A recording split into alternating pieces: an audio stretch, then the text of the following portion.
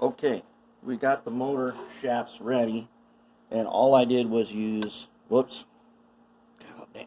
Oh, okay, all I did was use the tap, did not use drill bit, and they fit. Now I've just got one stuck on here for the moment. We need to find out which lead goes to what on the motor. Now I like the red wire to be the top wire on Athearn. Remember when we put this on the track, we figured out that the gears spin backwards as you're moving forward? Well, to get, this one's got the worm mounted on it right for the moment. So we figure out which way does the motor need to turn, and to go forward it needs to turn towards you as it's facing to the right. So I got the motor on the benchtop here. What I want to do is I'm going to turn on the power supply. I'm going to set the direction to the right.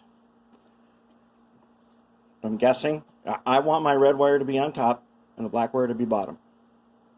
Okay, now if I turn this on, what I want is for the motor to turn towards me.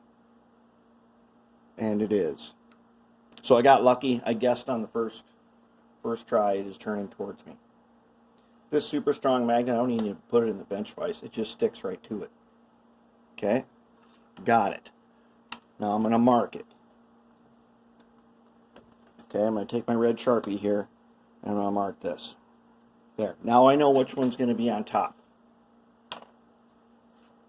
We are ready to move on to the next phase.